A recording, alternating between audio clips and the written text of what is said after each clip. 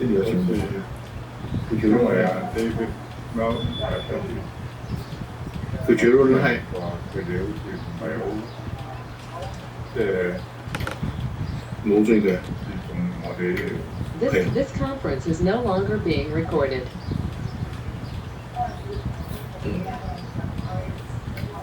This conference will now be recorded. This conference is no longer being recorded.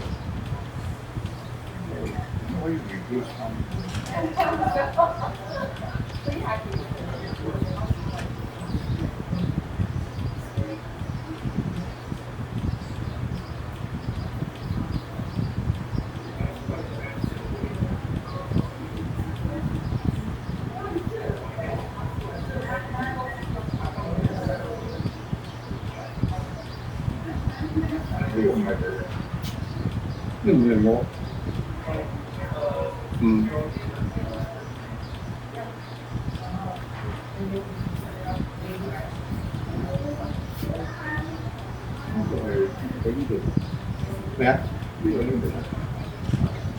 呢個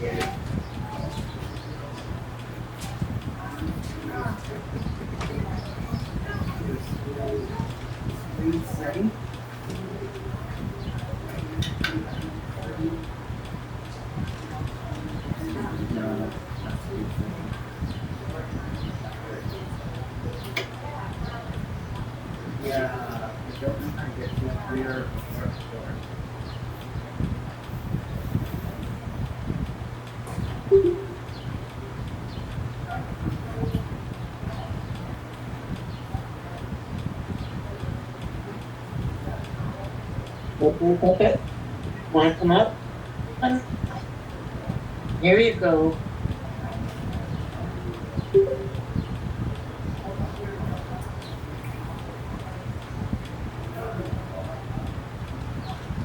Here's the dog.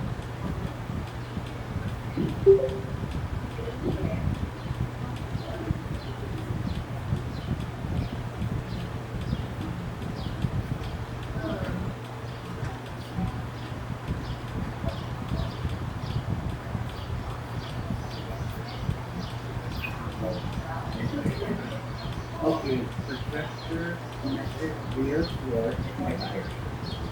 And then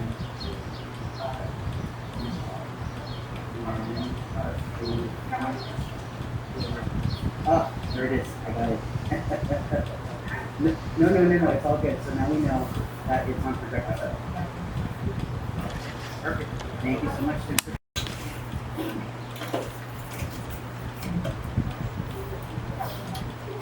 Okay, let me test the equipment.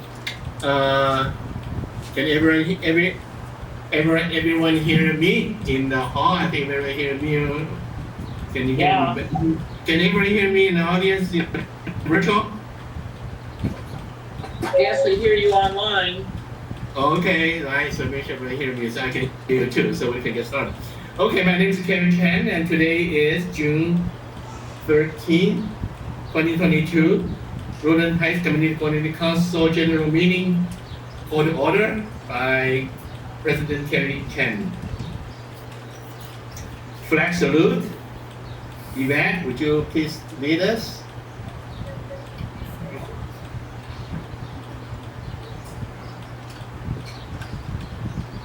Ready? Let's begin. I pledge allegiance to the flag Flag of the United States of America, and to the republic republic for which it stands, one nation, under God, indivisible, with liberty and justice for all. for all. Thank you.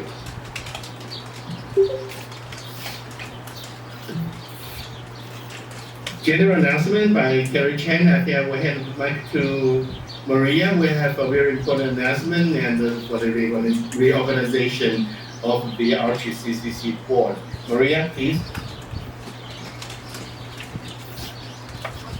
Maria, please take this seat so they can see you in the virtual audience can see, and we can speak in this way. You can see.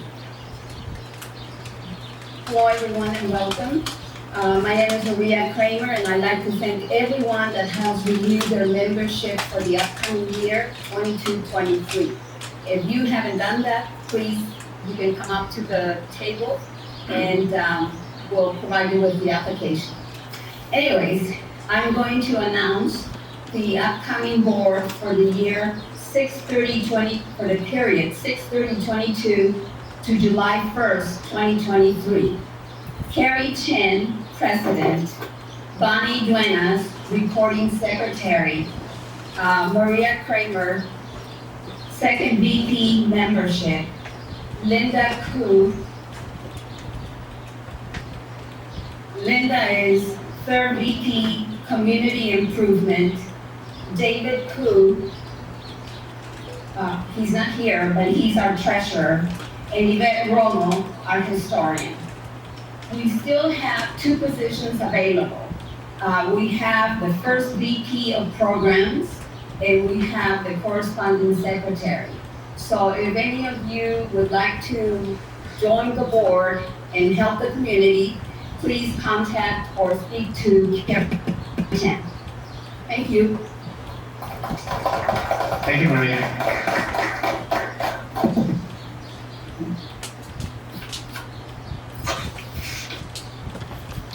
Okay, let's move on. The next item is the community reports, and the first report is of Los Angeles County Public Health, Malisa Acoba, and she's online.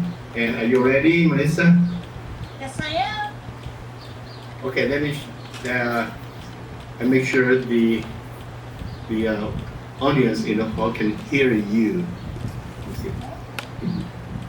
Okay, Maria, go ahead. Okay, can I go ahead and share my screen? Yes, I make you a presenters and see if you.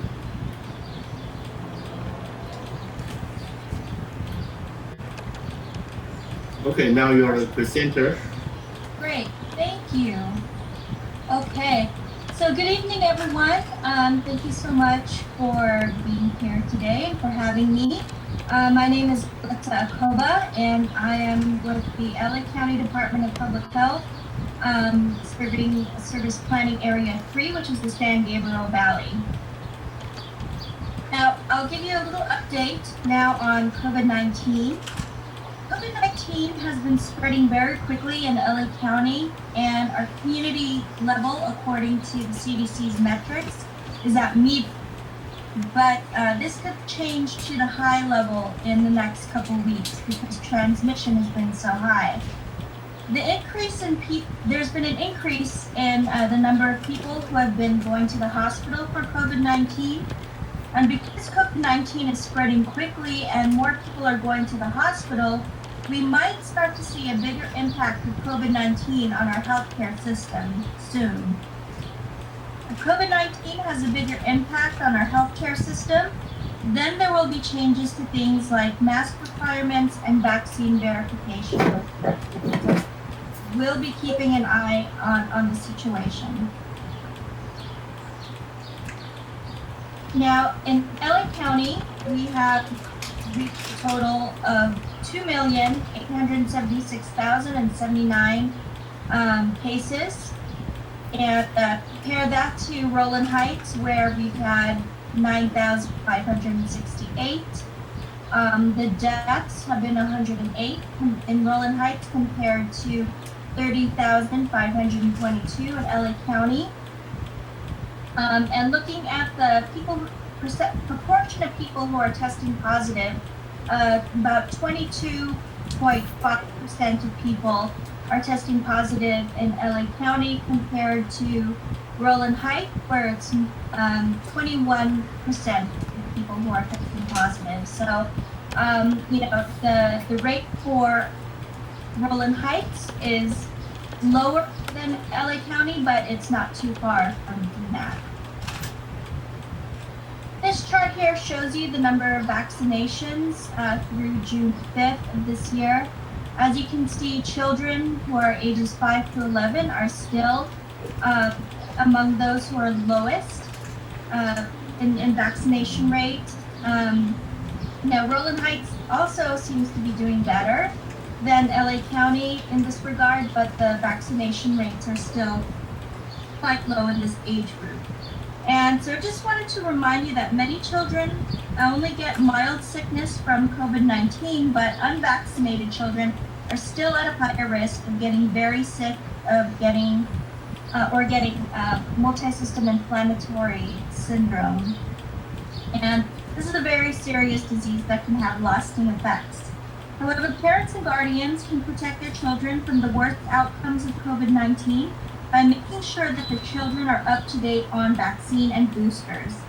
As of now, everyone 5 and over is eligible for a vaccine and booster dose. And right now, Pfizer is the only vaccine and booster dose for people who are under 18.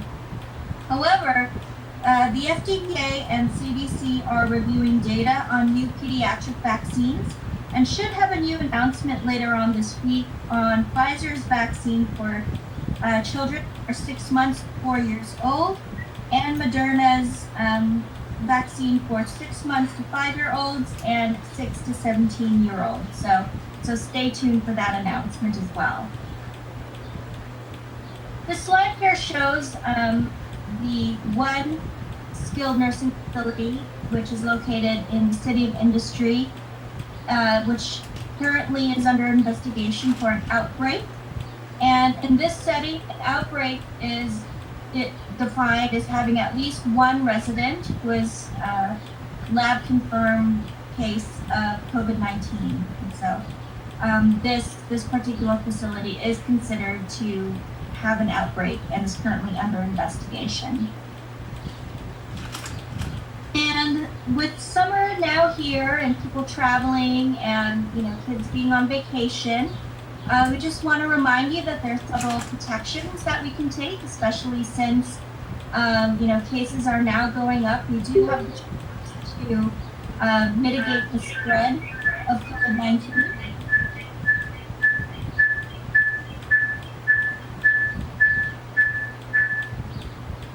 Okay, and we can do this by making sure that you're up to date with the vaccines, and that means getting vaccinated and boosted when you're eligible. Wear a mask when you're gathering indoors or in indoor public spaces, and also get tested before and after traveling or gathering with other people indoors. We also now have therapeutics that will help to prevent severe illness if you're infected, so please ask about those medicines if you test positive and you have symptoms. If you have questions or need any more information about any of the above, please call our hotline, which is 833-540-0473, 7 days a week from 8 a.m. to 8:30 p.m. And again, please feel free to go to our website for information about vaccines. You can visit vaccinatelacounty.com to monitor the case rates and check out our dashboard on CDC's transmission levels. Please go to ph.lacounty.gov/coronavirus. And that's the end of my presentation. And if anyone has any questions, I'll go ahead and take those now. I do. Yes. Is there a third booster? There's a second booster. There is not yet a third booster. Okay. A second booster is available for people who are, 50 and over, or who are 12 and over and have an immunocompromised system. So those are the people who fall into that category. Thank you. Sure. Any questions from the audience on the call?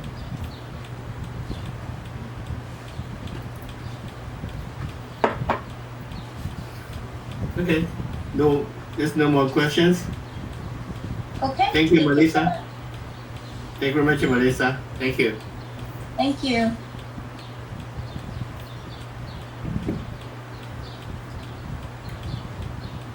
The next speaker is California Highway Patrol Officer Kevin Chao. Is Kevin?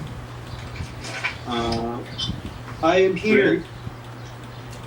Okay, let me find you. Do you need to share screen? Do you have? No, I do not. I do not. Okay. All right. So that's good. So please go ahead. Of course. Thank you. Thanks for everybody. Again, Officer Chao from California Highway Patrol.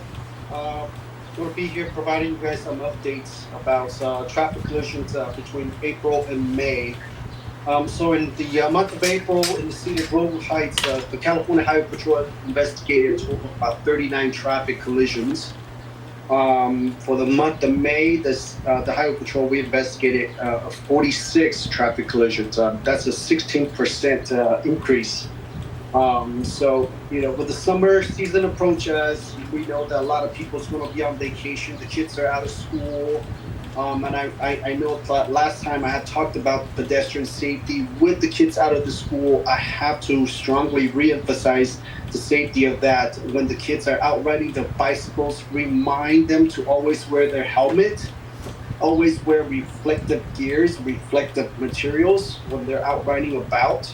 Also with the summer heat, want to take the opportunity to remind everyone that when you guys are traveling, do not leave your pets and your children in the car unattended, regardless how long you believe that you're going to be away out of your car.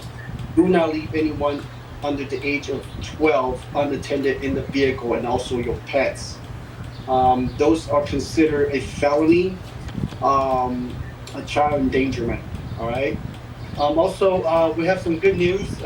Beginning July 1st, the California Highway Patrol Santa Fe Spring is expecting our captain, our commander. She is going to report July 1st, and her name is Captain Malisa Hammond. She's very excited to be here, and I received the 6th annual barbecue party. I have forwarded that to the captain, and I hope that she will attend. And maybe go out there and meet everybody and have the opportunity to introduce herself to all of you guys. Traffic violations. So this month, the California Highway Patrol, we issued, one second here, let me pull up all of this here.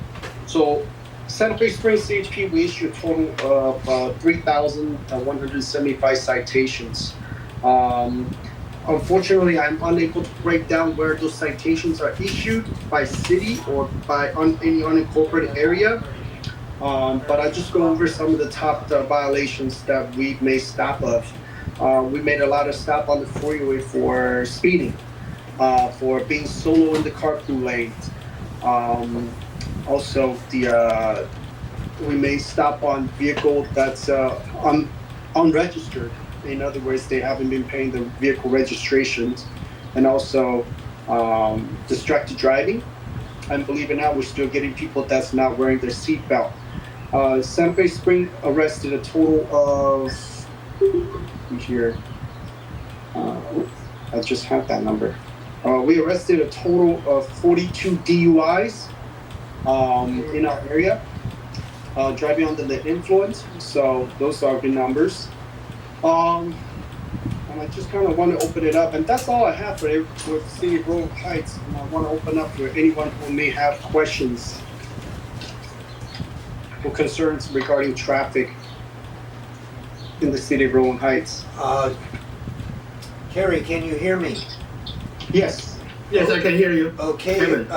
Officer Chao, I can't believe that you didn't bring out the dog and pony show about the engagement of the California Highway Patrol. Now, actually, it was because Fullerton has two sides. It has the Caltrans CHP side, and then it has the Los Angeles County Sheriff's side. Well, I was lucky enough to be fired upon by an automatic pellet gun, which caused me to, over there by the trenches, we have persons living in the tunnel trenches over there, and one chose to fire upon me with this weapon, and the case number was 9550, and there's quite an and it's something that's particular. Well, it's to a lot of locations, but the CHP rolled out on that, and they obviously the guy who shot me didn't hang around for a redo on that. But this is something that our community needs to know about, and that there's a dangerous situation, and that the people over there on Ace, when they started their construction over there, that they found a dead body in. This is a rumor now. I haven't got it written on a dead body in it. So it's can be a dangerous place, and Caltrans is trying to intervene there. But they have these big signs that says, "Hey, no trespassing, $1,000 fine, 6 months in jail." You know, it's like any other law or anything. If you don't enforce the laws, forget about it. So I want to bring out that, help you out with the dog and pony show, and thank you very much. Thanks, Roy. Yes, I was aware of that incident. As a matter of fact, I believe it was the day after your incident that I was approached by the investigating officer about what happened that day. So I just want to take this opportunity. Roy, listen, I really appreciate what you're trying to do out there, trying to help us get these homeless people away from all of these places. But at the same time, with everything that you do, we don't want you to put yourself in danger, okay? We don't know what these people's state of mind is. We have gone out there to clean up their, so Caltrans have to go out there with our assistant to evict these people from those locations. And oftentimes we find weapons of all sorts. And it's just, in my opinion, just really not worth putting yourself or putting your life in danger going out there. Anytime these things are brought up to our community meeting, and we will bring it up to the Caltrans, so we have to do it out. We have to go out there and evict these people and allow them the 72 hours to move their stuff away from the location. Caltrans this is an ongoing thing, and Caltrans has been doing this on a consistent basis. I know sometimes it may seem like it's out of control, but know that Caltrans and CHP we are working together. We are trying to combat this issue, try to get these transients away from public property and also state property as well. Again, Roy, thank you for bringing it up, and thank you for reminding me to talk about this and letting the community know that we are doing something about this. And I hope you're feeling better. Oh, okay, just to let you know, I've been working with Caltrans on this. And I do the videos so as to update them because they haven't got the staff to be able to go out there and do this sort of thing. And I don't go out there to actually engage these people, but to just video record the status and put it up on my YouTube site and then let Caltrans see it. And I do realize they don't have the capacity to do this on a day-to-day or week-to-week basis, but they are working on it to get it resolved. And so thank you all very much. Thanks, Roy. Thank you. I appreciate it. Any questions from the meeting hall? Okay, Kevin, there are no questions here. Yeah, thank you, Kevin. Thank you. Before go to the next speaker, I want to have a commercial break. On next week, Saturday, in June 25th, the RHCCC is going to have an annual barbecue from 11 to 3 o'clock right here at the community center.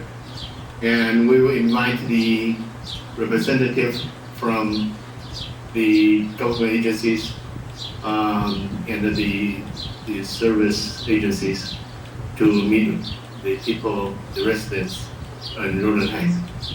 And we have food, entertainment, and it's all free.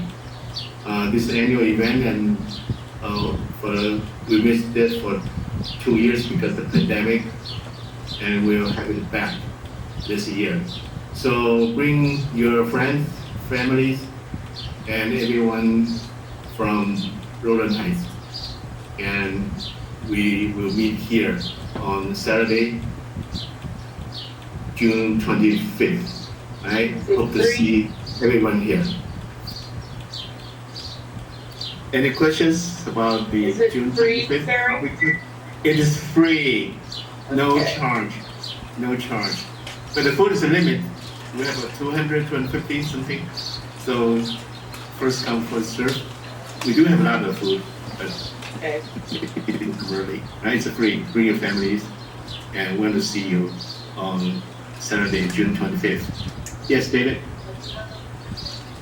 Yes, we are going to have entertainment this year. We're going to martial art, we have dancing, and short, about 45-minute entertainment.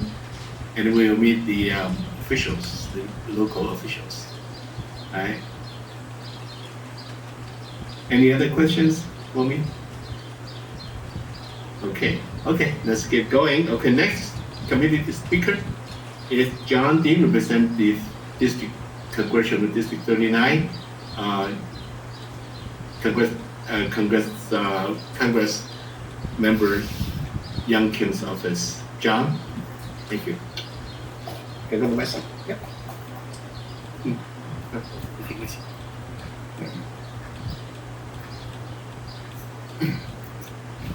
Good evening, everyone. My name is John Ding, and I represent Congresswoman Young Kim, Congresswoman Young Kim, 39 Congressional District.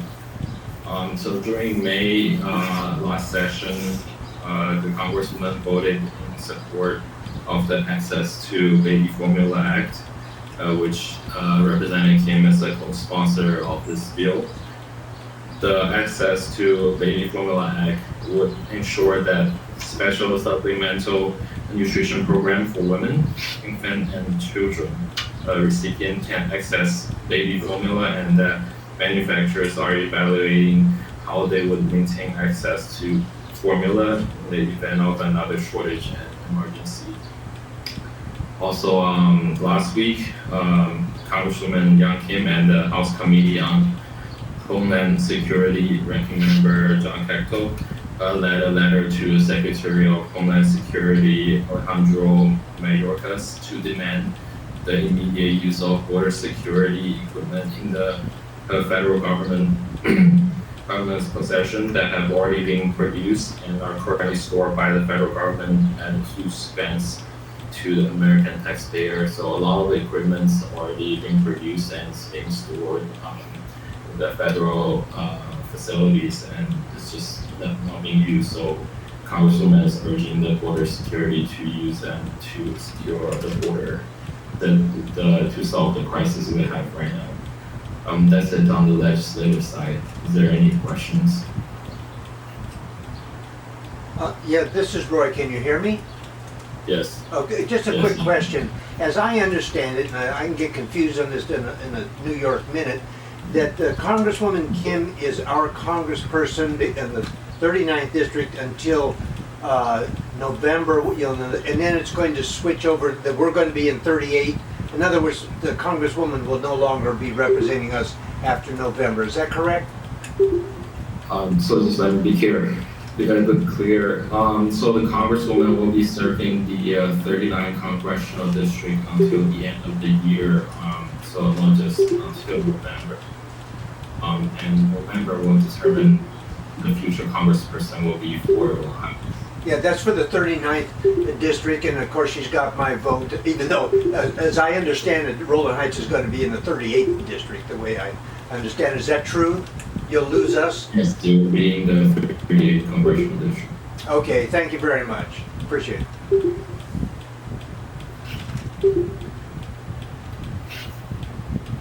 Okay, thank you, John. Thank you for your presentation.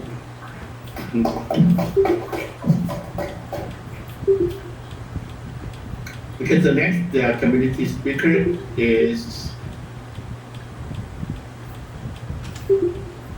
Brandon Wong from Josh Newman's office.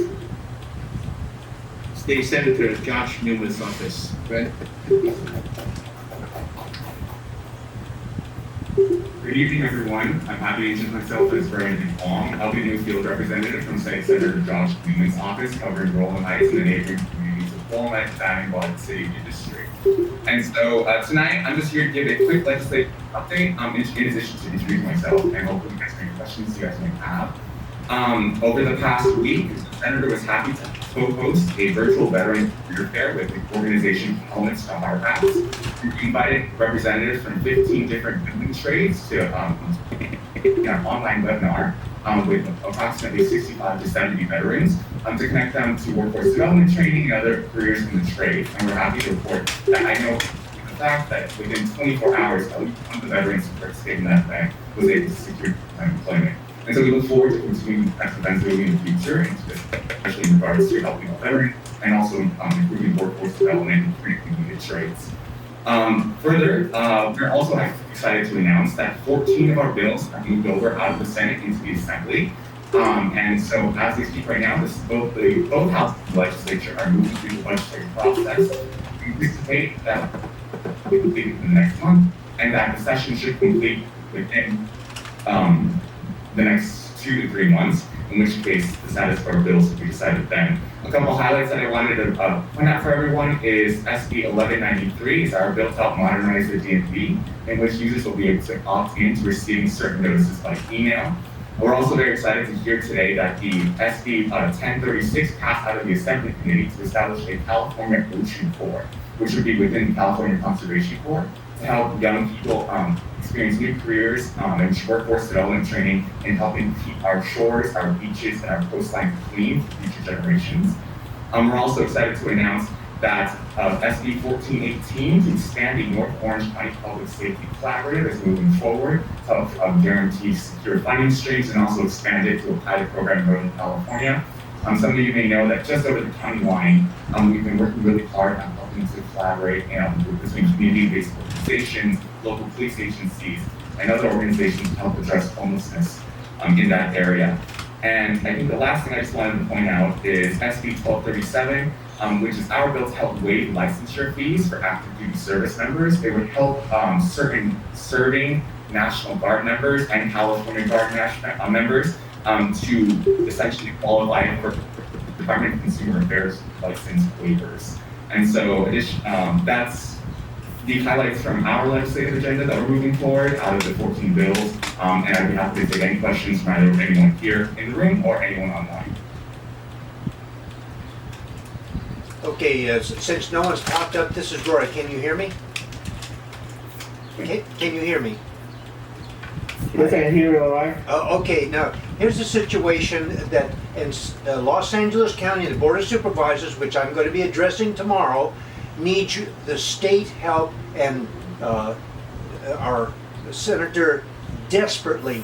The homeless transient function here in Los Angeles County is operating at 50 to 58% of its necessary budget. In other words, it's 50% below at the Roland Heights Library. And then lastly, I'm very excited to invite you to our Juneteenth celebration. So Juneteenth is taking place this weekend. We will be hosting a commemorative, there you go.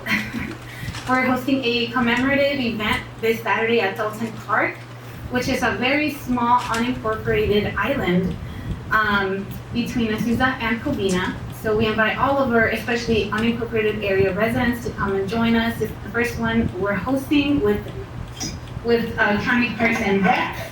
And we will start a freedom walk at 1 o'clock, and we'll have music and resource fair, including baby supplies and formula in partnership with the African American Infant, Maternal, and Mortality Community Action Team, thanks to a motion that the Supervisor Solis authored last month at the Board of Supervisors to ensure that our most vulnerable residents in the county have access to this much needed resource, especially during this shortage.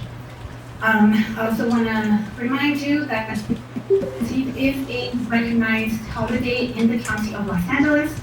So on Monday, June 20th, a lot of our facilities will be closed in honor of Juneteenth. And lastly, I just wanted to make sure you all are familiar with my colleague Daniella, who is here on the side. She is also with our office with Hilda Solis. She is our homelessness and housing deputy. She's here to provide a presentation on this very topic, as well as answer any potential questions that you may have. And we hope that we can continue to have these conversations amongst all of us on the different topics that are important to our community. So thank you, Cary, again, for the opportunity to speak tonight, and have a good evening, everyone. Thank you. Thank you, Andrea. Andrea, don't go away. Don't go away.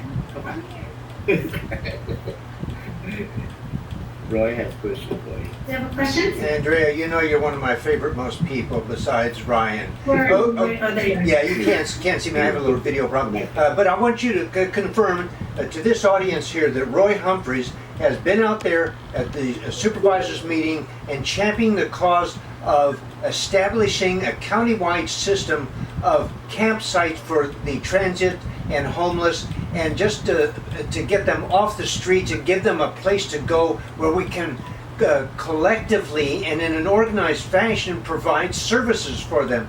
And just to show you, and Sheriff Villanueva got it from me, this is part of his re-election platform, is to provide this services to these people. They're not going away. We want them to go to the right places where they can get the services that we can afford them in an organized manner. And thank you very much. Thank you, Roy, for that comment. Do we have any other questions? I just wanted to make a quick comment, Andrea. Hi, this is Hayakawa on behalf of other volunteers for the Rolling Heights Buckboard Days Parade. I just wanted to thank you and Ryan, Supervisor Solis, and the rest of your staff for fully funding not only the parade portion of the 50th anniversary celebrations here, but also the festival. And thank you so much for listening and to our concerns at the last Buckboard Days parade meeting. We really, really appreciate you taking our concerns seriously. I know it's kind of been a not the easiest transition from bringing in our previous supervisor's district to moving into Hilda Solis's district, and how Supervisor Solis now has to cover 33% of all the unincorporated areas of LA County. So we just really appreciate the support from your office. Thank you, appreciate that comment. I know we're gonna hear a little bit more about the buckboard parades from our representative here, David, on the committee, but really appreciate your comments and happy to serve. The supervisor, as many of you know, have a long career in public service. To her, really being transparent and being open-minded and really listening to our community members is hugely important. So I really want to also thank the Buckboard Parade Committee for allowing us to listen to your concerns and really coming to a resolution for this year. I know we have a lot more discussions to have in relation to the future, right? And especially with our new district in the first district, obviously, but really the entire LA County. So I look forward to our continued discussions and meetings. Thank you. Thank you. Anyone here in live? Okay. All right. Thank you. Thank you, Cary. Thank you, Andrea. Thank you. Andrea,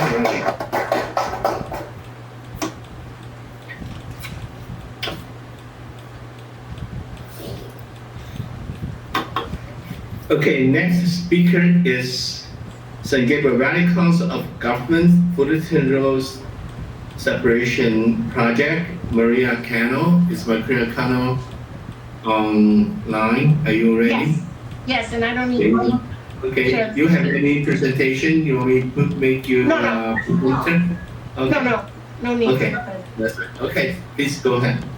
For Fullerton, we're progressing quite well. We've actually received some really good comments from a couple of individuals that had traversed the area for a very long time and have seen some of the improvements come along.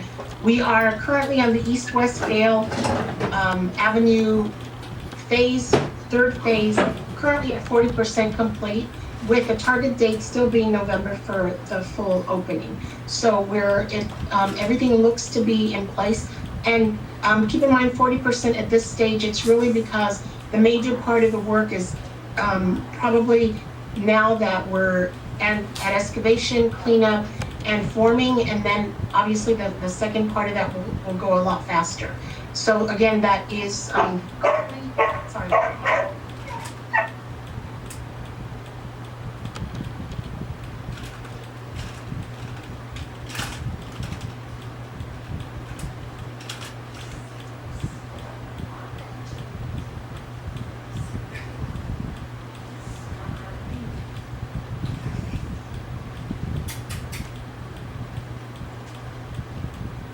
My apologies for that. I am still working from home.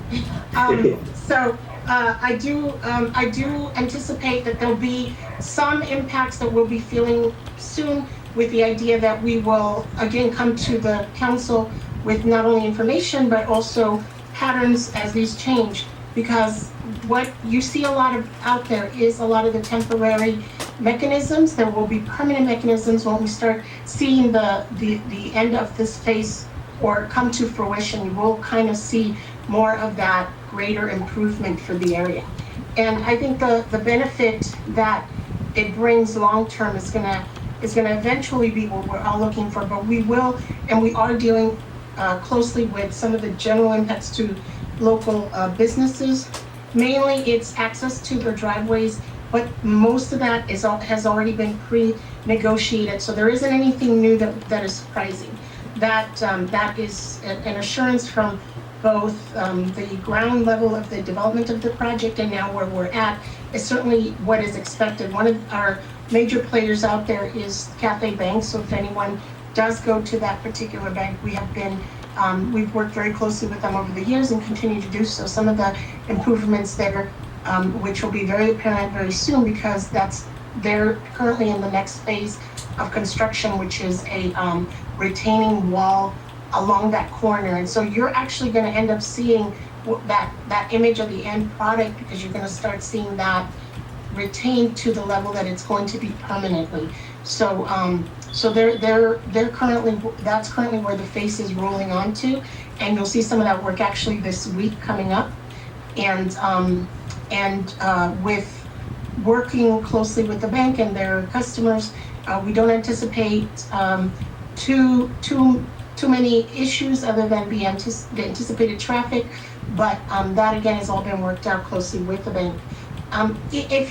If some of you may already know, but because it is a bank, it is more closely monitored for safety and other reasons. And one of the things that we have had in the area in general has been quite a number of individuals. Some just want to see what we're doing and it's okay from afar, but others have actually stepped into the area, which again, I cannot emphasize enough. Safety is of the utmost importance to us in the work that we do. We have huge mechanisms, machinery, and in fact, workers that are moving quite rapidly, even in smaller vehicles.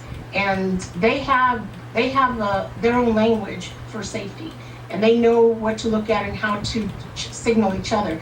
But when it comes to us folks and general public, it's not as easy, and it's certainly very dangerous. So we do encourage everyone to please follow the instructions. Generally, like I said, it's moving very fast, but that's essentially one of the setbacks of moving really fast, is that you're going to have a lot of this progress around you in a very fast pace. So that being that, and obviously anybody coming into the areas is not going to know what those safety protocols are going to be in the actual pit of the construction. So we cannot emphasize enough, please follow the directions, both for traffic and for pedestrians. If you're not allowed, there's a reason. Please do not go in the area.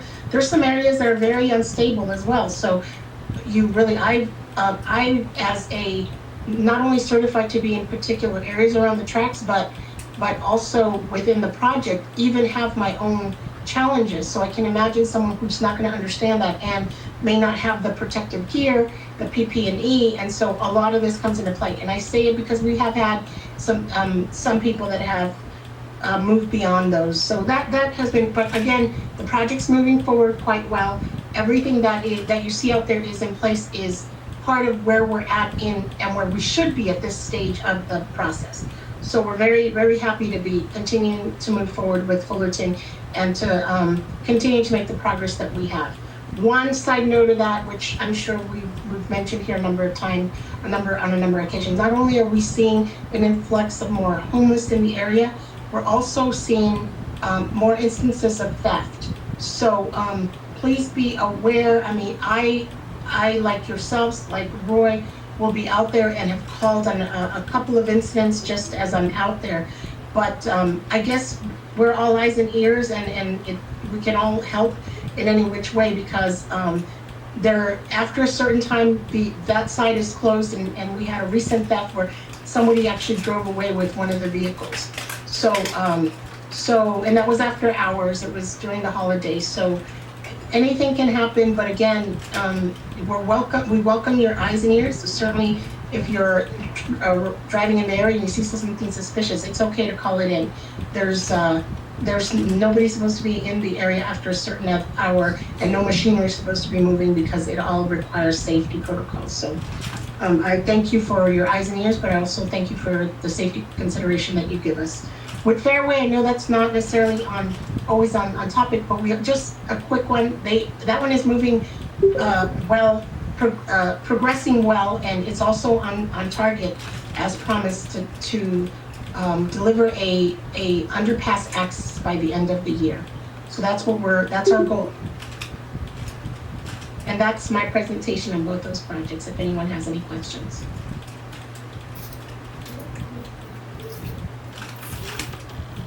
Can you use this second? Okay. So which audience can hear you? What is the completion date for the underpass for Fullerton? For Fullerton, we are looking at fall of 2024 with full completion of the project. Keep in mind, when we talk about full completion, the project itself for May 2025, because while you may see an underpass that's open, there's a lot of goes behind, kind of like when you build something in your home and you have that final walkthrough and you still have things that have to be adjusted. So that closes out the project at the end, but the underpass is currently targeting end of 2024. Okay, thank you. Thank you. Any more questions from the audience?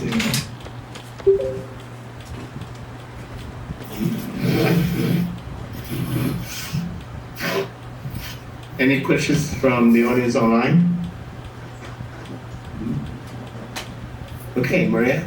Thank you very much. Thank you. Thank you. Thank you for. Hold on, one more question here. Sure.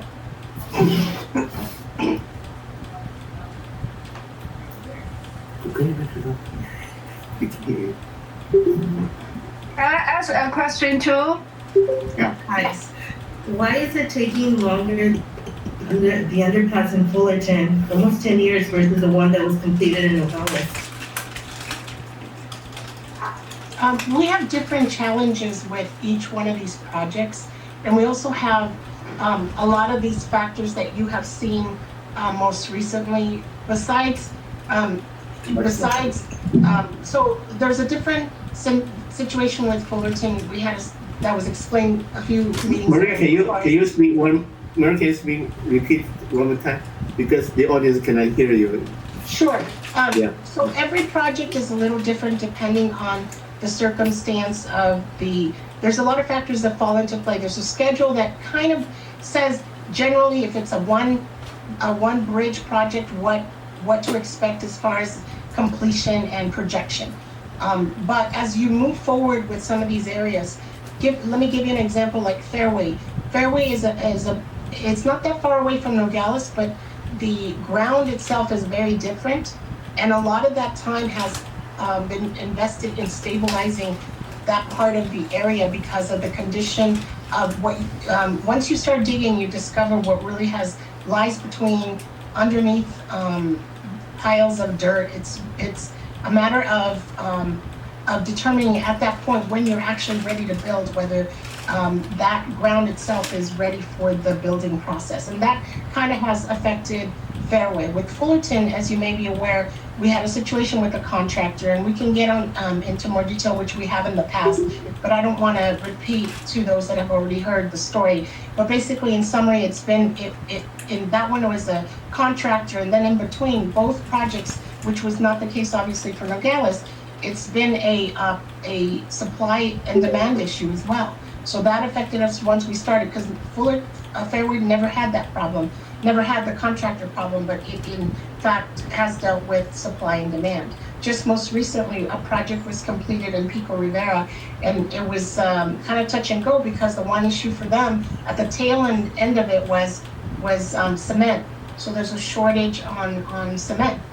And so all of these are, you plan ahead, but and they have to order and the delivery. But once you get to the point where you're actually trying to deliver that schedule, you're faced by these other third parties, and that's where some of those, all of this adds time. But again, each project is in fact has a few other factors that have impacted that.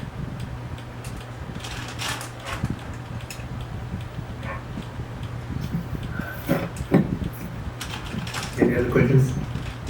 Yeah, I have a question. This is Monica Chao speaking. For a long time, I didn't join this community council meetings. I'm a Chinese. I'm fluent in speaking, writing Chinese. I just wondering, for the meeting minutes for the meeting that I missed, is there a website or anything I can have the minutes, or else I can forward you people my email, and I try to relay the message, important results to my Chinese speaking community. Is that for me, or is that for the council? Because I'm understanding as a question to the council. This may not sound like a question to the council. I think the council, everyone did their job. I have joined some outside. Okay. All right. Okay. Thank you, all the presenters, the community reporters report. Let's move to today's presentation. Yes. I'm sorry, David Martinez, Bubble Days Parade.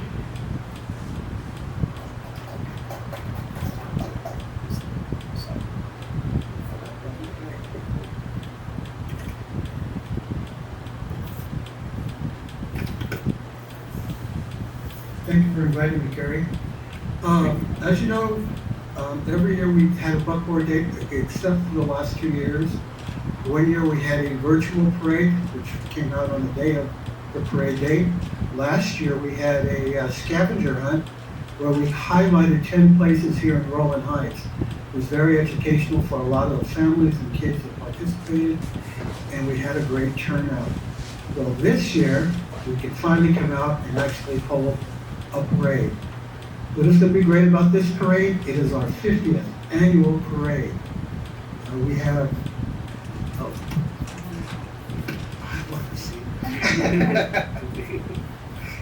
yes, our theme for this year for the parade will be our 50th golden anniversary, and Back to the Future. As you know, Back to the Future was partially, well, some parts were filmed over at the 20 Hills Mall, so we want to incorporate that with the parade. We're reaching out to a lot of people to participate, be sponsors in our parade. It'll be a lot of fun. Let me give you our website. You can go on our website. You can actually see what the parade has been doing in the last years. It was actually started by the Young Women's Club of Roland Heights in 1972, and since then it's been changed to Buckboard Day Parade. And we'll be celebrating it this year on October the 15th. I'm going to give you our website, and if you'd like to participate or be a sponsor in our parade, go to our website, look at the application, look at what the parade is about. So if you guys want to, I'm going to give it to you right now. It's www.buckboarddaysparade.org, or just look up Buckboard Days, Rolling Heights, and it'll take you to our site. We are going to have the parade this year. Thank you to our supervisors. He's going to be helping us out this year as they have in years before. So I want to thank Andrea, who has been working with us for our parade. Also, the park will be running the festival. So I'd like to have, is Brian here? Oh, okay. Do you want to come over here and give us some information on what we'll be doing at the festival, since you're going to be part of our team here? Sure. Thanks, Dave. So, again, like Dave mentioned, Department of Parks and Recreation will be part of the Northwest Day Parade Festival event. We will be utilizing Golden Heights Park, and like in years past, we'll have information booths, we'll have performances where we'll illuminate and path the park. So we'll have all the participants there. We'll have activities for the whole family, entertainment zones and things like that. We're very looking forward to working with the community and with the other community-based organizations. One more thing, if anybody would like to volunteer, we meet every third Tuesday at 7 o'clock here at Pathfinder Park. We'll be meeting next week at 7 o'clock, so if you want to show up, get some more information, help us out, because we do need a lot of volunteers, especially for the day of the parade. Any questions? Dave, this is Roy here, and just I want to thank you very much. You've been doing a stellar job ever since you took over the Buckboard Days Parade thing, and a round of applause for you and your endeavors here, and thank you very much. Okay, thank you, Ren. Was there a question there? You guys can laugh. Okay, Roy, thanks a lot. I hope to see you in the parade or see you at the festival, all right? Everybody can get to meet Roy. All right, well, thank you. Thank you, David. Thank you. Let me call one more time. Non-SAC report is Joe Dolan. Are you here? No answer. Obviously, Joe is not available. So, okay, let's move to the tonight's guest speaker. There's some change from the original announcement. Tonight, the presenter will be Pablo De Lara. He is the coordinator of Community Relations, SPA 3.1. And Christopher Vargas is the manager of Access Engagement from LASHA, Los Angeles Homeless Service Agency. Thank you. Please come forward. Okay, then you can introduce yourself. Yeah, please take the seat. Do we plug it in? Yeah, plug into my computer.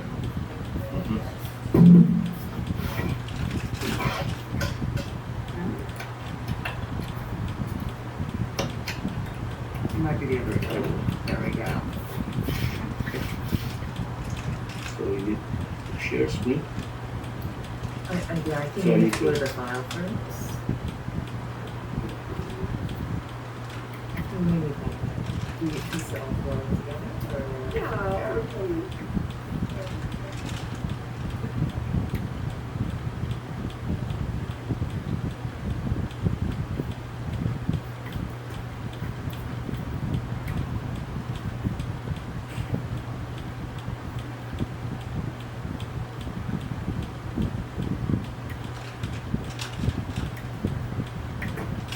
You want to do it? And then we use this computer for the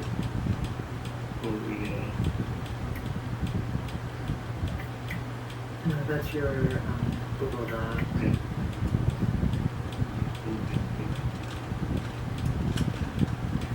I can use my computer. Yeah, you can use Yeah, that. It's easier for you.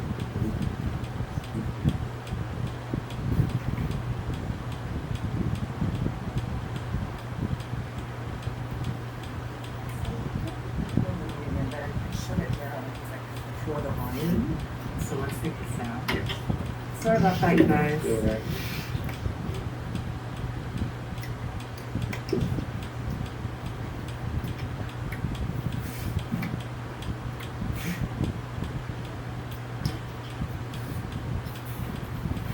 Can you get up to the meeting? Go to the meeting? Yeah, I already started. I was Mhm. already in there. Okay, then I see you and make you a presenter.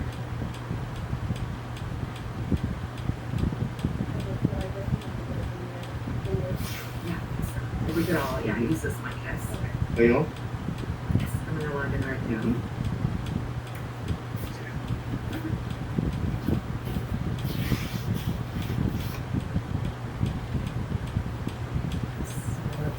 So I was in your meeting.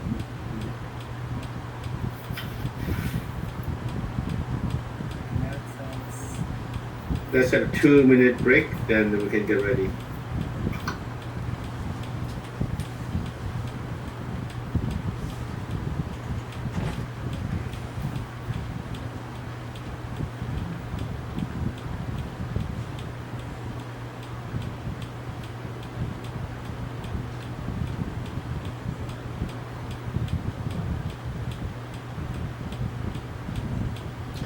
NBA score.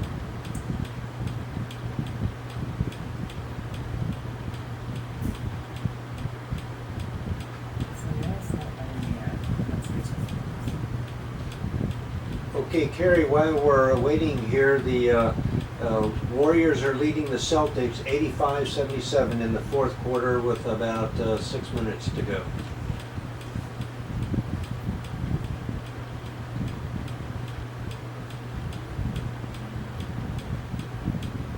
Well, all right.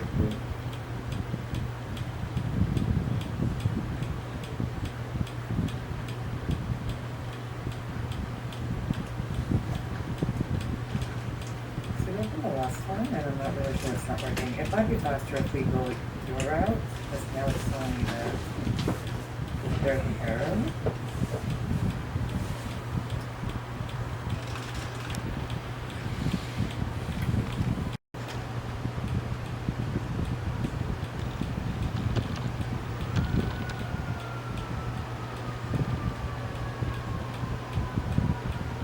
It's working. Yeah, it's okay.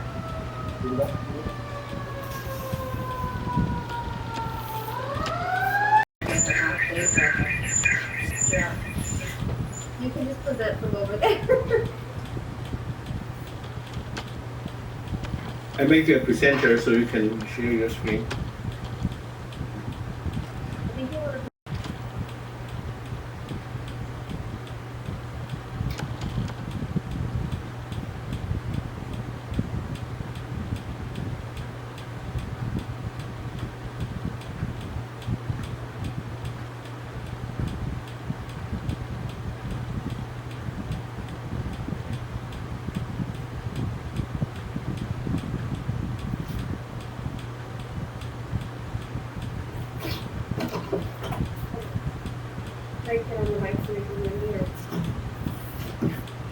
All right. Sorry about that, everyone. Thank you for your patience. So my name is Daniella, as Andy said earlier. Excuse me, I'm the Housing and Homelessness Deputy. First, actually, before I start talking about, I'm gonna get water. 1 second.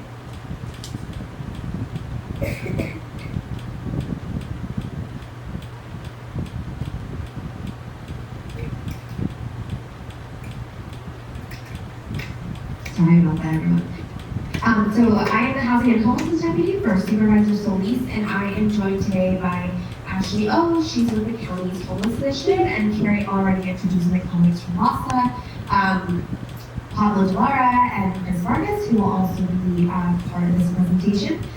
And I just wanted to sort of start with a little overview of the supervisor's sort of vision on homelessness, and then get into a little bit more details on the resources that are available across the county, but also specifically at Rolling Heights. to tackle homelessness.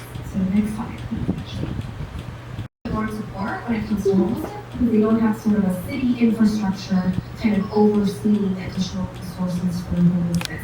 So since we've been working in unincorporated areas, some of this work was with the previous supervisor, Supervisor Chao, but a lot of this has been spearheaded by Supervisor Solis. She has paid $130,000 to Union Station Homeless Services, which I think you all know is a major homeless services provider in Spot 3, and they provide housing navigation services to the region. The supervisor had also advocated to make $2 million available in host funding, so that's the Homeless Outreach Services team that is associated with LAFD, so the Sheriff's Department. And then, so that you all know, in 2022, the county made an investment of more than $460 million to prevent and reduce homelessness, and that's from the American Rescue Plan funding. So really a big chunk of the federal dollars that we got from President Biden is going towards homelessness because we know it's the county's biggest issue and number one priority. And then there have been two sort of initiatives that the supervisor has led on and has spearheaded. Number one was the Blue Ribbon Commission on Homelessness, which I will cover briefly. And then also the county has undertaken a strategy reassessment of the homeless initiatives, previously 50-something strategies that we had on homelessness, and they're sort of coming up with a new framework to simplify things and make things a little bit more straightforward. So I'm going to talk just a little bit about what the Union Station, the $130,000 that I just mentioned, what those services entail. So you have a navigator that's assigned to serve Roland Heights, Hacienda, and some unincorporated parts of Mahoitin. And those services include street outreach. They will do the assessments to get someone into the coordinated entry system for housing and homelessness. They'll help create housing plans for an individual. They have linkages to services, also linkages to interim and permanent housing. And if you ever need support with that, our office has direct communication with the housing navigator. So I think many of you probably already flagged encampments or people experiencing homelessness that need support for our office, and we can then send out the navigator to do an assessment and begin to engage the individual. And then on the next few slides, I kind of wanted to talk just very briefly level about the Blue Ribbon Commission on Homelessness, because I'm sure you all have heard about it, but maybe haven't had as many details or information about what came out of it. So this was a motion by Supervisors Barker and Solis to really just figure out what we're doing wrong on homelessness and come up with the recommendations for how to better govern our homeless street housing system. So the Blue Ribbon Commission on Homelessness met for 6 months, starting in September and ending in March, and they came out with a report it was the beginning of April actually, with 7 recommendations to improve our homeless governance system.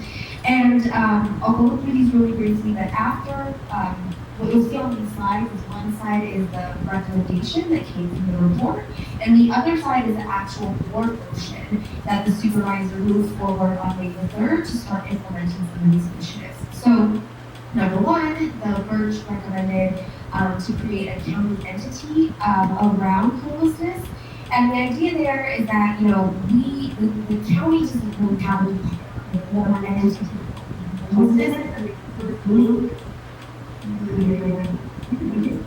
Like a sort of bridge that we have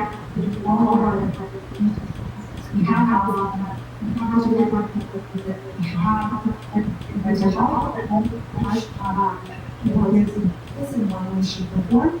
And the county entity is meant to sort of bring those all together so that there's one centralized place where cities and incorporated areas and everyone can go to and say, okay, I want to access, I have someone here on the corner that needs access to services, how can I connect them so that people don't necessarily have to navigate through WASA or Housing for Help or all of the county departments. So the recommendation that is currently being overseen there with the new initiative to create the housing action and the entity and not moving a clear bureaucracy, because that's not the intention at all. It's really to sort of streamline all of the different county services for homelessness. The other one is to develop sort of a local solution fund, which within our Measure H dollars, and that is to give cities and COGs and unincorporated areas some direct access to funding for homeless services, and that's already sort of kind of moving forward forward with information and listening sessions that the Homeless Initiative has pushed forward.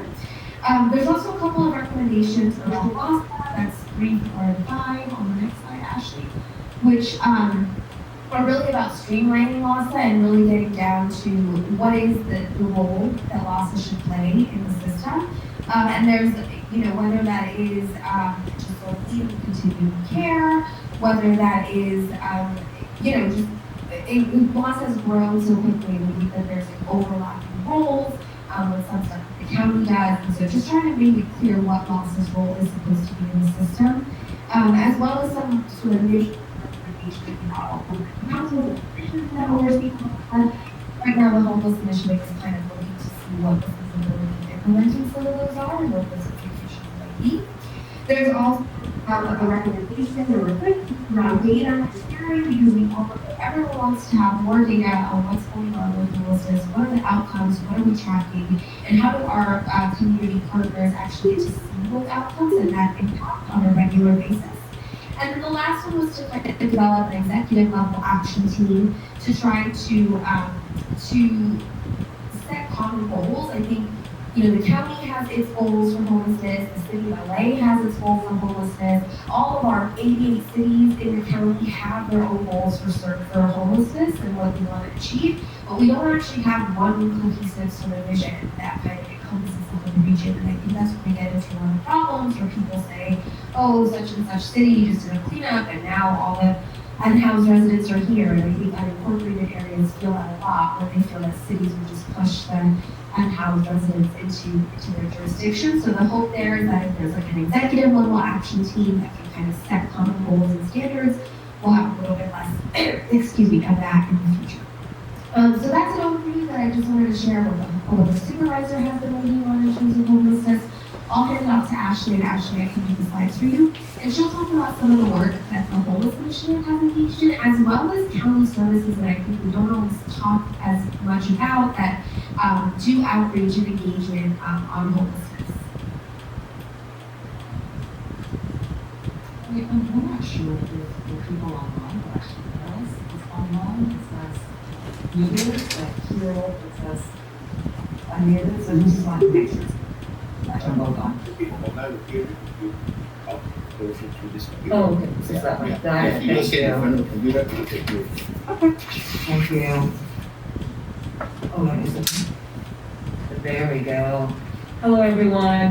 Thank you for having us here, Rolling Heights neighborhood residents, and apologies for the recent technical challenges.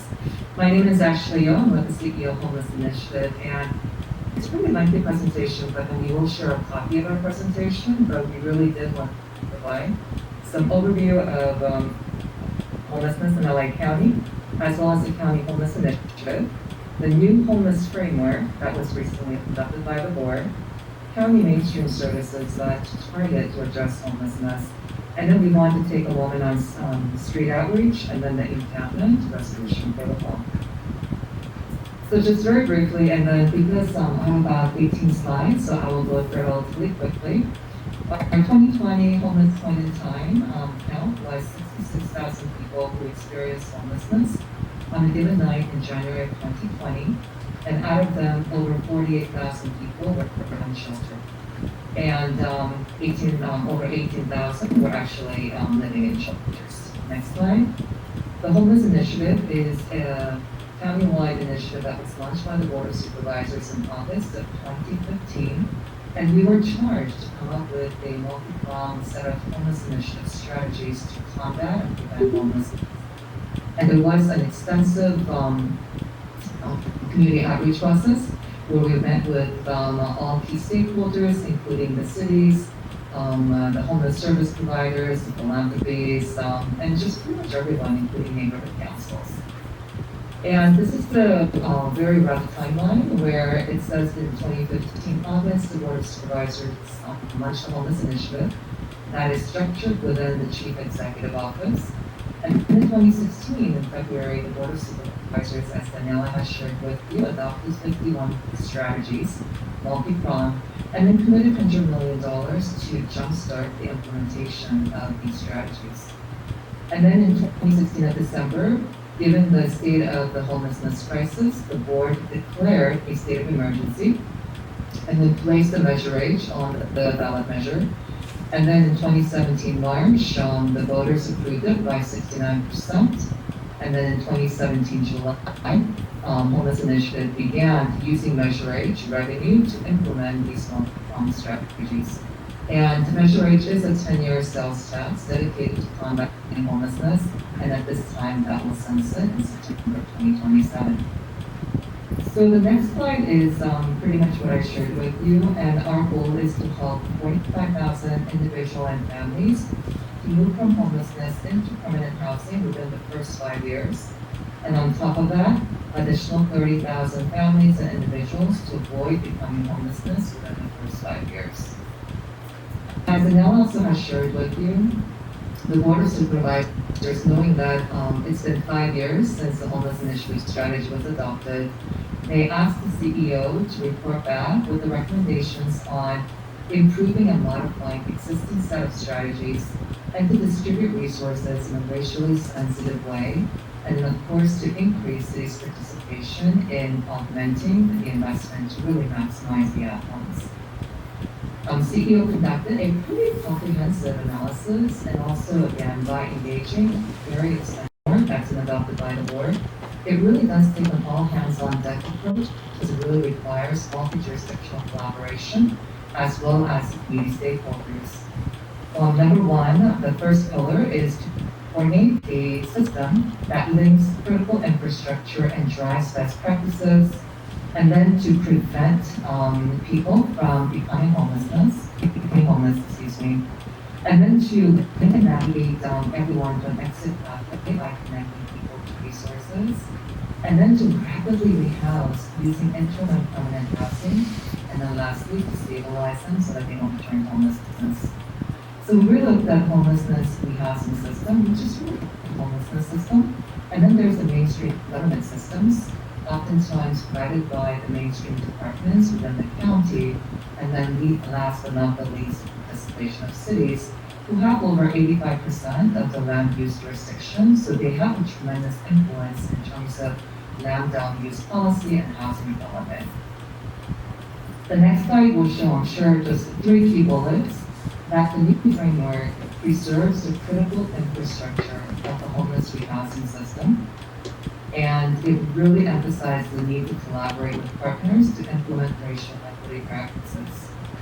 Secondly, it delineates the activities to combat homelessness effectively is permanent housing, and Department of Health Services includes homelessness prevention unit, permanent supportive housing, as well as enriched residential care. The next 2 slides, I'm not going to go into it in detail. However, we wanted to share the Department of Public Social Services slide with you. And it really focuses on CalWorks program, as well as CalWorks Welfare Door program.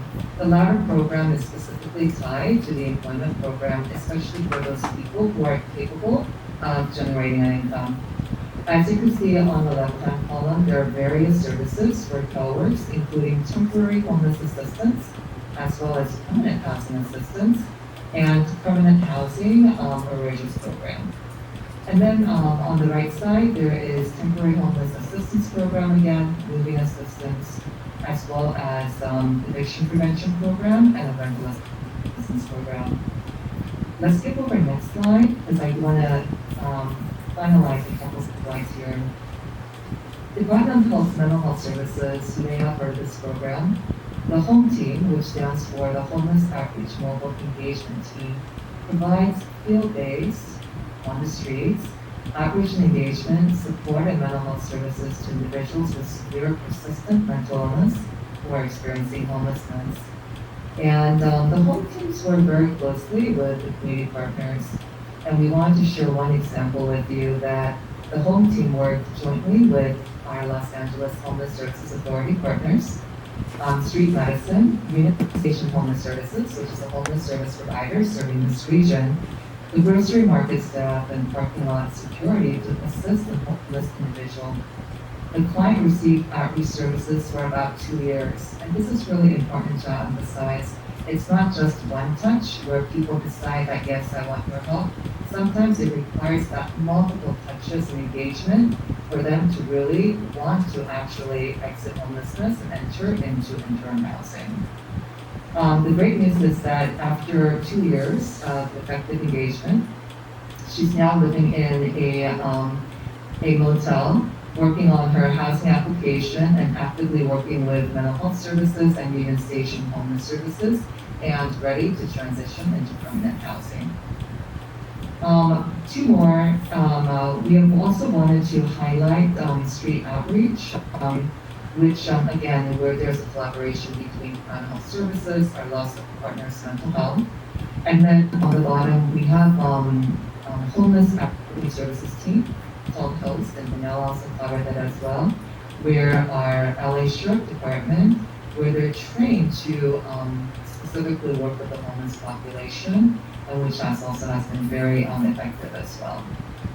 My last slide touches on the county homeless encampment resolution protocol.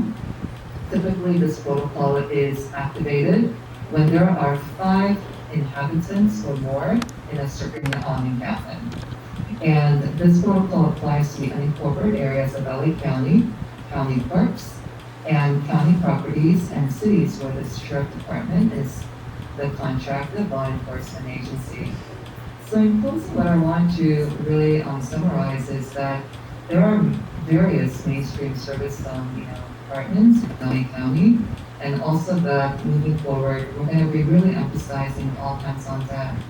So which also means that all cities that incorporated communities and neighborhood residents also have a role to play.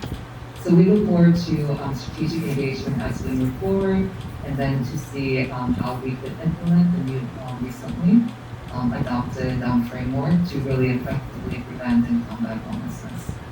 I'd like to now go warm handoff for our lost partners.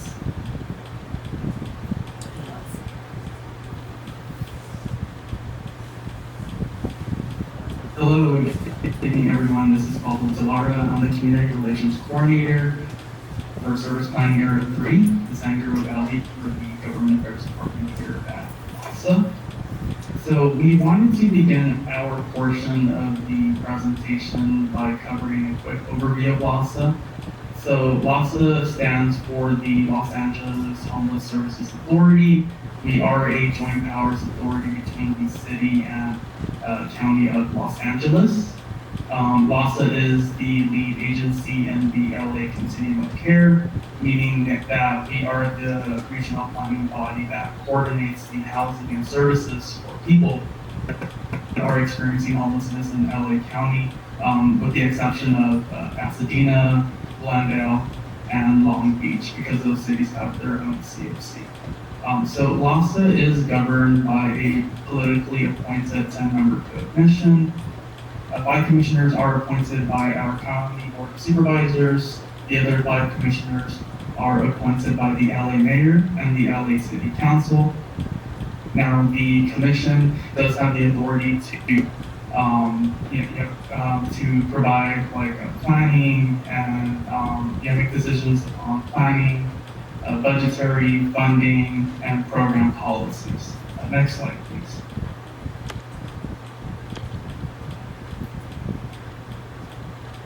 So as the lead system administrator, the U.S. Department of Housing and Urban Development does require WASA to conduct the largest homeless census count in the nation. So the data essentially does 3 things. First, it helps capture the changes of populations of people experiencing homelessness in LA County. Second, it does inform program design and policies that are used to address the crisis, if you will. And lastly, it does inform funding decisions. Next slide. So this is a general overview of the homeless count. It is a HUD approved multifaceted methodology, meaning that we do have 4 components here, as you can see. We first have the point in time street count, which most folks are familiar with. we do rely heavily upon our community partners and our volunteers to get this portion completed here in the homeless count. Next, we have the shelter count, which is also known as the housing inventory count. Also the youth count, which is our TAY population, so folks that are in the ages between 18 to 24. And lastly, here we have the demographic count, which is actually led by our partner USC, and it helps capture the different characteristics of people that are experiencing homelessness in LA County. I do want to commemorate President Cary Chen and also Treasurer David Koo, who actually, this year they stepped up and they led the homeless count here in Rolling Heights.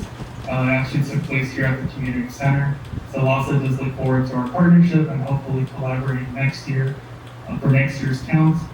For this year's results, we are anticipating that the results will be released to the public July 21st. It's the tentative date, but once it is released, LASA is more than happy to provide a detailed presentation and explain the results. Without further ado, I'll pass it on to my colleague Chris Vargas, who will cover LASA outreach and services. Thank you, Pablo, and I'll stand for a little, but I won't be in the frame, so let me take a seat here. I'd like to start with thanking President Cary and the entire RHCCC for having us this evening, and thank you for all the constituents here and virtually. Christopher Vargas, one of the managers at the Los Angeles Homeless Services Authority in our Access and Engagement Department, overseeing our homeless engagement teams in spots 1 through 7, as well as our host and post-regional outreach teams, which Daniella actually briefly spoke about.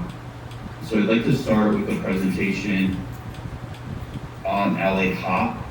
And so for those who are not familiar with the Los Angeles Homeless Outreach Portal, acronym LA HOP, it is a countywide web-based app designed by LASA in collaboration with LA County Health Agency, also referred to as DHS, and the LA County Homeless Initiative, which lives in the CEO's office, to ensure that residents and constituents can easily submit outreach requests for people experiencing homelessness in their community. And so with that, as Daniella and Ashley mentioned, there are many types of outreach teams and agencies providing outreach throughout the county and in the neighborhood of Rolling Heights. And so with that, this portal allows for us to specifically dispatch each request to the appropriate team. And so with that, every team, as we discussed, has different skill sets and different, credentials in terms of like substance use disorder, mental health, or even generalist teams, as well as each team serves, the entire county, but they specialize in, geographic areas, both, incorporated cities and unincorporated parts of the county as well. And so LA HOP really takes the guesswork out of who should be contacted.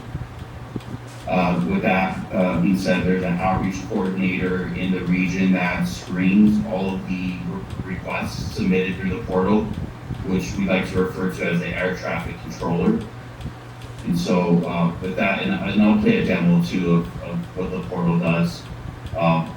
If you all could be as descriptive as possible when submitting a request, in terms of location, demographics of the individual in need, and really descriptive as possible in terms of any observations that you're seeing. If you're seeing any types of observations of like mental health, or folks are disheveled, or any type of like descriptive analysis that you could provide is really helpful to allow the teams to go out and identify the individual in need. And so with that, as I mentioned, the portal allows us to really respond to all the requests based off the requester's information that they input on the request. Next slide, please. It was launched in 2019. It really was the first of its kind to accept, deploy, and track large number of requests for homeless outreach. So prior to the portal being implemented, we would receive requests from stakeholders, constituents from, various channels. And with that, you can imagine how complicated it was to track the quantitative data of requests. And so with that, when we utilize the portal, we can really actively pull data to see how many requests were submitted in the portal, responded to, as well as resolved. It's mobile friendly and it's made available in multiple languages, and it's really designed to make it easy on everyone and all the county agencies tackling the crisis that we're up against. Next slide, please. So with that, I'd like to play a demo video that's available. So give me 1 second. Hold up.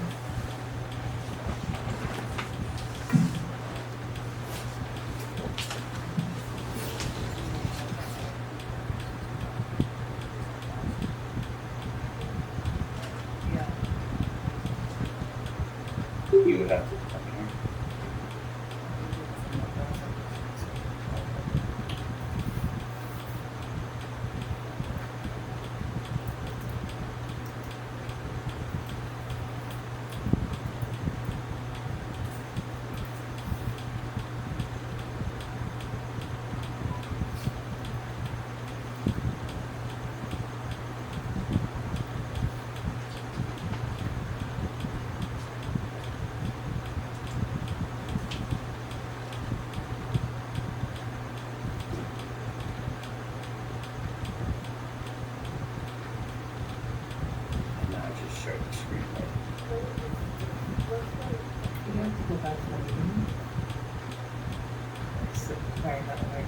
And then share. Got it.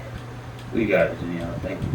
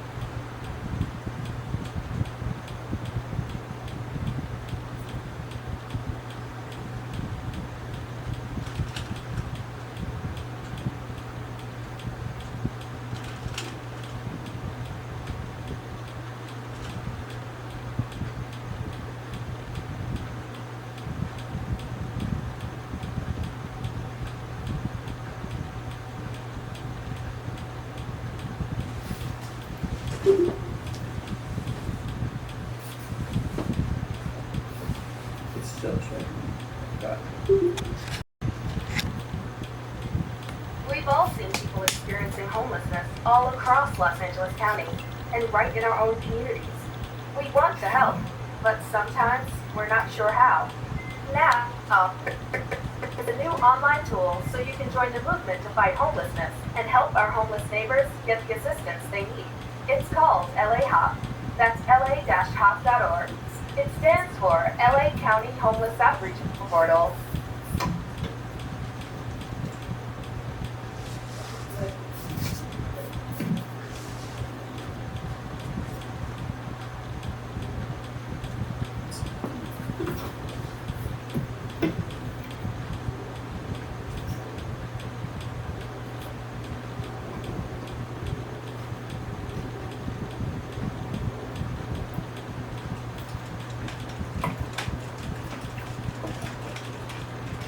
We've all seen people experiencing homelessness all across Los Angeles County and right in our own communities.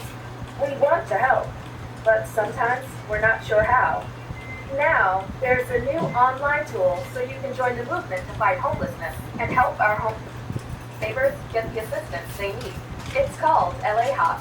That's la-hop.org. It stands for LA County Homeless Outreach Portal, and it's the first of its kind.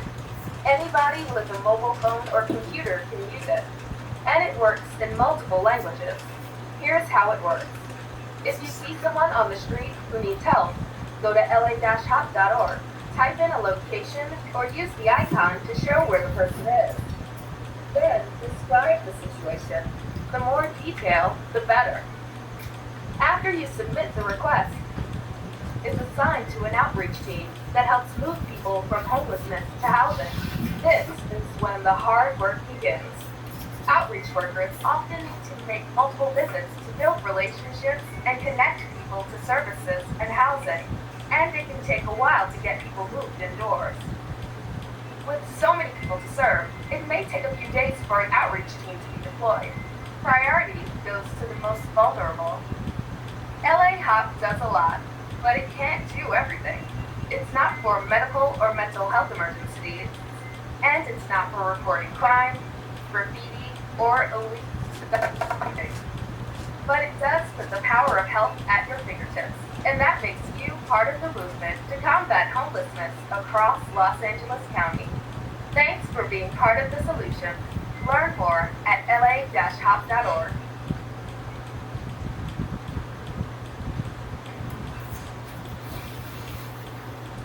You can share on that. Apologies for the technical difficulty. So while Daniella is bringing up the slide again, LA Hop sends an email to the requester.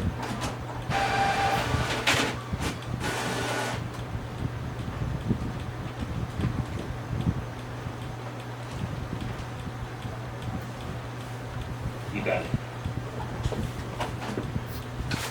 So as I mentioned, LA Hop sends emails to the requester letting the individual know that the request has been received, and then another email once the request has been fulfilled.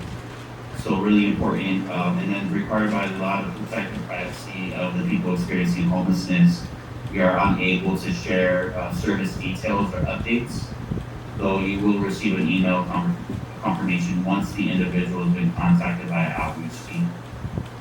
And so with that, people who don't have access to the internet may contact 211 to also submit a request, so that's really important to highlight. However, it is recommended to go through the website as much as possible. And then again, the video is online to access if you want to review it once more. And then also something really neat, people experiencing homelessness themselves can also refer through the portal if they have access to, say, the internet or even a mobile phone. Next slide, please. Okay. And so with that, all outreach services are voluntary. Medical and mental health emergencies, as we mentioned, call 911, and then crime or illegal activity, call law enforcement. And then again, I went over the fact that the requests are assigned to an outreach coordinator who then reviews the ticket, assigns it to a team lead on the outreach team, which then reviews the request and assigns it to a homeless engagement team member or outreach team member with the other teams that we've discussed this evening.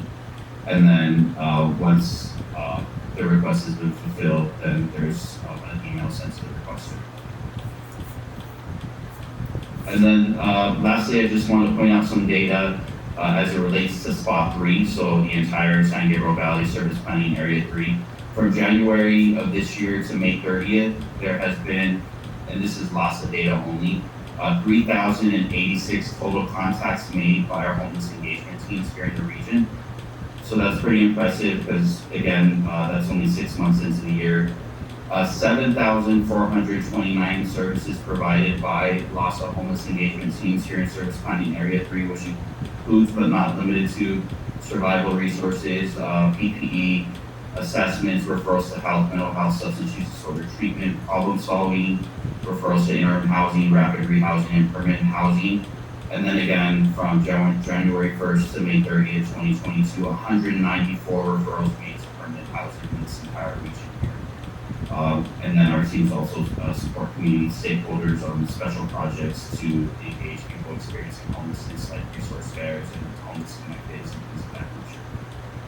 Thank you so much for your time this evening. I think that wraps it up. For drug use, but they still need sort of like a stable living situation in order to carry over while they're looking for permanent housing. So that's recovery bridge housing. It also allows something called rapid rehousing, which are it's an intervention that is meant to quickly around rehousing, help someone find a new apartment. So that's typically for people who may not have a mental health issue, they just sort of landed on hard times and need support paying their rent. And so what Gravity Housing does is it'll help pay for any apartment, you can find your apartment, and it'll help cover the rent for up to 2 years, and you have a case manager that works with you to sort of scale down how much of the rent Measure H is covering. So maybe in the beginning, you'll pay, the county will pay 100% of the rent, but every month we sort of wean it off so that then by the end of it, the idea is that you can keep your apartment at the end. There's also employment services. LA Rise is a workforce program that is funded by Measure H. Is there anything else? Oh, prevention. Yes, we have homeless prevention services that are also funded out of Measure H. So there's really a lot, and if you're interested, the Homeless Initiative's website, so you can just go to LA County Homeless Initiative, they actually publish the budget every single year. So you can see what their budget is every year and how the money has been used. Some money also goes to cities to do their local work for homelessness. So, and every year there's a funding process that is approved by the Board of Supervisors. So the Homeless Initiative will come to the board and they will sort of list how much money is going under each strategy or sort of each initiative that we're talking about in this range. And then the board approves it. So the most recent funding for 22-23 was approved about a month ago, I want to say. So definitely check out the website, just Google LA County Homeless Initiative and you can see, it'll also show you the outcomes, right? There's a dashboard that shows the housing outcomes for Measure H. Yeah, Cary, this is David Malkin. Can I make a comment? Yes, please. Yeah. Go ahead. I had spoken before the Blue Ribbon panel, and I'd like to just tag on to what Roy Humphrey stated. Tonight we had at least 4 or 5 people presenting, from street coordinators to LASA to Measure H, et cetera, et cetera. And like Roy said, when you're an individual in the community and you find somebody that's homeless, you have no idea who to contact. The WORDS program centralizes everything. And what they need to do is to get all these different projects that were presented tonight into one website, and then you click on it like the works, and then it gets sent out to where it needs to go. I had a homeless person that I contacted Ellie Hop.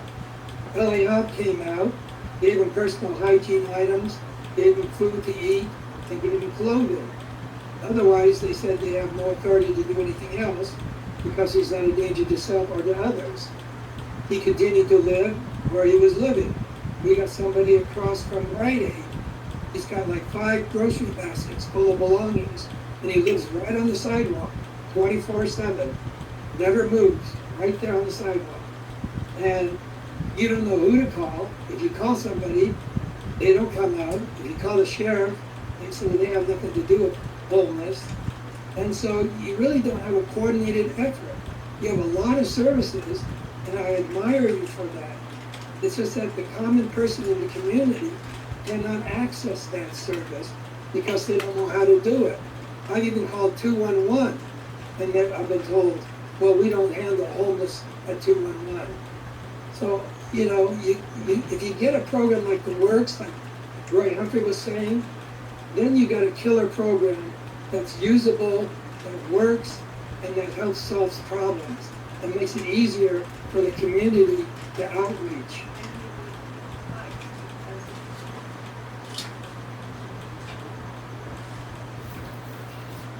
Thank you, David. Any response? If I could offer one recommendation that I'm making for my teams is that if you submit a request, sir, if you email me the request number, I can be sure that a team follows up and provides an outcome to the individual in need. I won't be able to disclose specific information in terms of the outcome, but I will, keep you informed as to when, the request is responded to after you submit it, and ensure that it's dispatched to the appropriate team. And if you're observing any type of mental health symptoms that an individual is experiencing, we'll definitely loop in the appropriate team. And even, if it, calls for some type of psychiatric hold, then we'll definitely be in coordination with the correct partner to respond to that request. Because it sounds like the individual with 5 carts that you said is just lying on the concrete and perhaps maybe looks unresponsive. That's something that I'm really concerned about. And so I'll leave my email information with Cary, as well as my contact number, and then you all can contact me directly after you submit a request through the portal. I just want to say that LA Hawk did get back to me, and they told him they gave him personal hygiene, they gave him some food, and they gave him referral resources. So they did get back to me, but that didn't solve the problem. They said that's all they can really do.